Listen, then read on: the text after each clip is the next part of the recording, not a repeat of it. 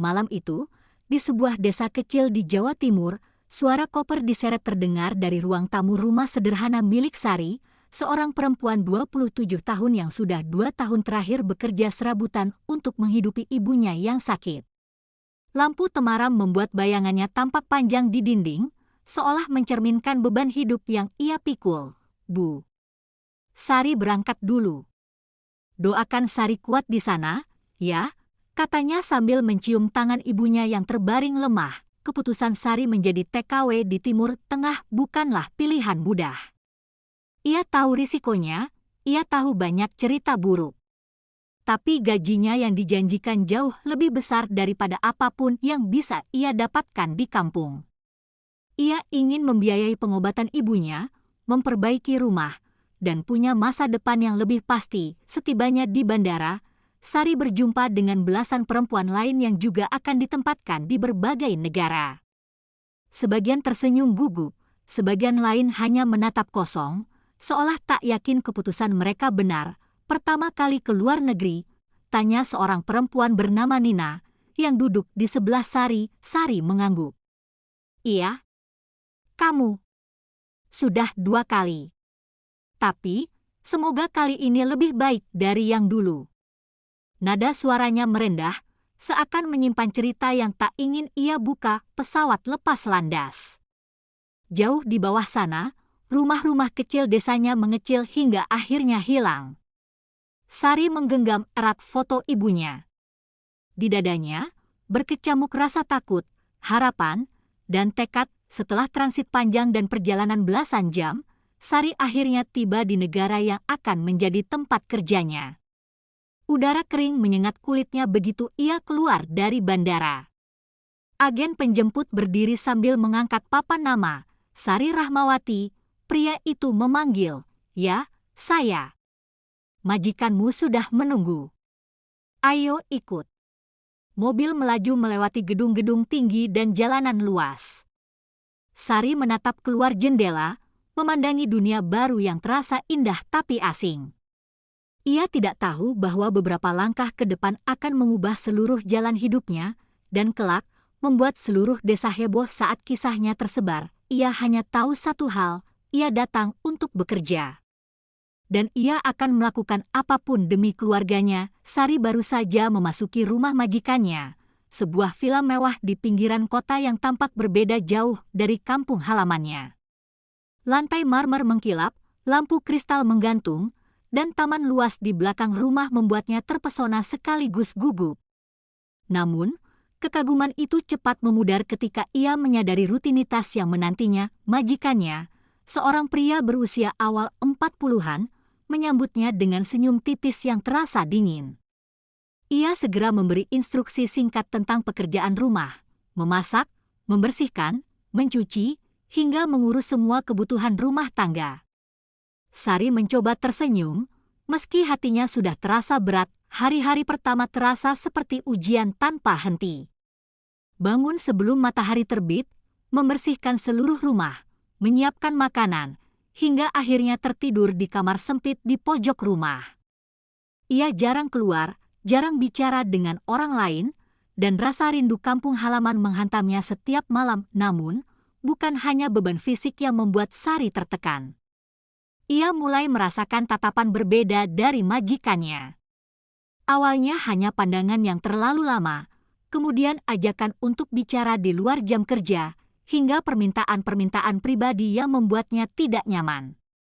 Sari menolak dengan sopan, namun setiap penolakan selalu disertai nada marah yang terselubung. Meski begitu, Sari terus menahan diri. Ia mengingat tujuan awalnya, ibu dan keluarga di kampung. Setiap kali rasa takut hampir mengalahkan tekadnya, ia mengingat foto ibunya dan janji yang ia buat sebelum berangkat. Namun, perubahan halus dalam sikap majikannya mulai membuat Sari sadar bahwa kehidupan di sini jauh lebih rumit daripada yang ia bayangkan. Tidak ada teman dekat, tidak ada orang yang bisa dipercaya sepenuhnya. Sari merasa terisolasi, sendirian, dan rapuh di tengah kemewahan yang tampak begitu menakutkan. Suatu malam, ketika Sari sedang menyelesaikan pekerjaan di dapur, majikannya memanggilnya. Kali ini, nada suaranya lebih serius. "Sari, duduklah sebentar. Kita perlu bicara." Hati Sari berdebar. Ia tahu, pembicaraan ini mungkin akan mengubah segalanya. Ia menunduk, bersiap menghadapi apapun yang akan terjadi, tanpa tahu bahwa malam itu akan menjadi awal dari konflik terbesar dalam hidupnya. Malam itu, Sari berdiri di depan rumah kontrakan kecil di Cirebon, menatap ibunya yang terus menahan air mata. Ia baru saja menandatangani kontrak kerja untuk menjadi tenaga kerja wanita di Arab Saudi. Bukan karena ambisi, tapi karena kebutuhan. Ayahnya sudah lama meninggal, dan adiknya masih sekolah. "Mak, Sari cuma mau bantu bayar utang sama sekolah Dinda. 2 tahun aja, nanti Sari pulang," katanya sambil menggenggam tangan ibunya. Pesawat yang membawanya ke Jeddah berangkat dini hari. Di bandara, Sari melihat puluhan perempuan lain sepertinya, ada yang muda, ada yang sudah paruh baya, semua dengan wajah cemas tapi penuh harap. Di dalam pesawat, ia berjanji dalam hati akan kuat, akan sabar, dan akan pulang dengan selamat. Namun, begitu tiba di tanah Arab, ia mulai menyadari bahwa kehidupan di sana tidak semudah yang dijanjikan agen. Rumah besar tempat ia bekerja tampak megah, tetapi dingin. Sang majikan jarang berbicara, sementara para pria di rumah itu sering memandangnya dengan cara yang membuatnya tak nyaman. Sari belum tahu bahwa perjalanan hidupnya di negeri orang akan jauh lebih berat dari yang ia bayangkan. Hari-hari pertama di rumah majikan terasa berat bagi Sari. Ia harus bangun pukul 5 pagi, membersihkan seluruh rumah bertingkat 3, menyiapkan sarapan, mencuci pakaian, dan merapikan kamar setiap anggota keluarga. Di bawah terik matahari padang pasir, ia juga harus membantu di halaman belakang, menyapu dan mencuci mobil, tak ada waktu istirahat. Kadang ia makan tergesa-gesa di dapur, hanya roti kering dan teh tanpa gula. Setiap kali ia mencoba bertanya atau meminta waktu istirahat, majikannya menjawab singkat dengan bahasa Arab yang kasar. Malam-malam pun tak selalu tenang. Sari sering menangis diam-diam di kamar kecil tempat ia tidur, sebuah ruangan tanpa jendela di dekat dapur. Ia rindu suara azan dari surau kampungnya, rindu suara ibunya yang memanggil untuk makan malam. Suatu hari, Sari mendapati bahwa paspornya telah disimpan oleh majikannya. "Amanah," kata sang majikan laki-laki, sambil menepuk meja keras-keras. "Kamu tidak boleh kemana-mana tanpa izin." Hatinya mulai gentar. Ia sadar bahwa kini ia benar-benar sendirian di negeri orang. Tak ada teman, tak ada pelindung, dan tak ada jalan pulang. Namun, di tengah ketakutan itu, Sari tetap mencoba kuat. Setiap malam, ia menulis di buku kecil yang dibawanya dari rumah, "Sari harus bertahan. Demi Mak. Demi Dinda."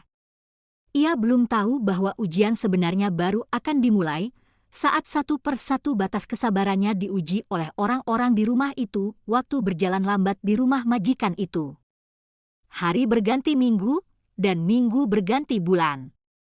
Tubuh Sari semakin kurus, tetapi tekadnya untuk bertahan belum padam. Suatu pagi, ketika sedang menjemur pakaian di halaman belakang, Sari mendengar suara lembut memanggil dari pagar sebelah. "Assalamualaikum, kamu dari Indonesia, ya?" Sari menoleh. Di seberang pagar berdiri seorang perempuan berhijab, wajahnya ramah dan bersih. "Saya Lina, kerja di rumah sebelah." "Saya juga dari Surabaya," katanya. Pertemuan itu menjadi titik balik bagi Sari. Setiap kali sempat, mereka berbincang sebentar dari celah pagar. Lina memberinya kabar tentang kelompok komunitas TKW di kota itu, perempuan-perempuan Indonesia yang saling membantu lewat pesan singkat dan pertemuan rahasia tiap akhir pekan. Malam itu, Sari menatap buku catatannya lagi. Di antara baris doa dan tulisan rindu, ia menulis sesuatu yang baru. "Aku tidak sendirian. Ada yang peduli. Mungkin ini jalanku untuk bertahan." Beberapa hari kemudian, Lina menyelipkan selembar kertas kecil di keranjang cucian yang dikembalikan oleh pembantu rumah tangga majikan. Di situ tertulis nomor telepon dan alamat tempat berkumpulnya para TKW setiap Jumat sore, namun, untuk pergi ke sana bukan perkara mudah. Sari tahu ia tak diizinkan keluar rumah. Ia harus menemukan cara agar tidak ketahuan, atau risiko yang lebih buruk bisa menantinya. Malam itu, sambil memandangi langit yang nyaris tanpa bintang, Sari berbisik lirih, "Ya Allah, tunjukkan jalan." Sari menatap cermin di kamarnya, wajahnya pucat namun matanya bersinar dengan tekad. Kehamilannya tidak lagi bisa disembunyikan, dan setiap detik yang berlalu membuatnya sadar bahwa ia harus bertindak demi dirinya sendiri dan calon bayinya.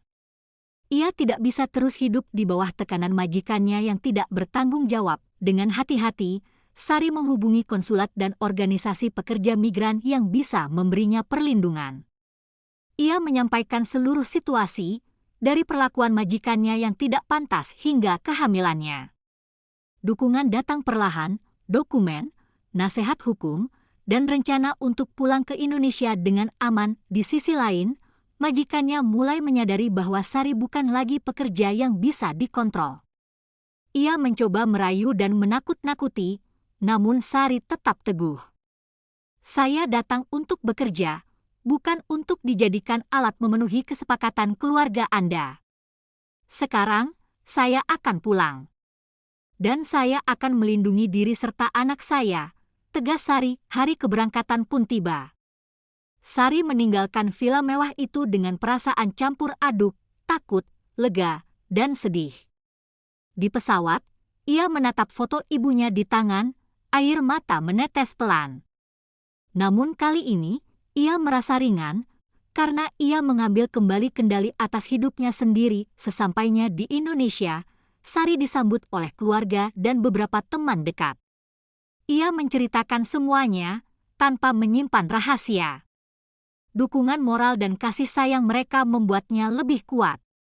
Meskipun masa depan tidak mudah, Sari tahu ia tidak akan menghadapi kesulitan itu sendirian. Bulan-bulan berikutnya, Sari fokus pada kesehatannya dan calon bayinya. Ia memutuskan untuk melanjutkan hidup dengan mandiri, sambil memperjuangkan haknya sebagai mantan TKW yang mengalami perlakuan tidak adil di luar negeri. Kisahnya perlahan tersebar, menjadi peringatan dan inspirasi bagi banyak orang tentang pentingnya keberanian, keteguhan hati, dan perlindungan pekerja migran. Di akhir cerita, Sari duduk di teras rumahnya, mengelus perutnya, tersenyum, dan berbisik, "Aku bisa melewati ini, dan aku akan membuat hidup kita lebih baik." Meskipun perjalanan hidupnya penuh liku dan cobaan, Sari menemukan kekuatan dalam dirinya sendiri, bahwa setiap orang, tak peduli seberapa sulit situasinya, selalu punya kesempatan untuk bangkit dan memulai awal baru.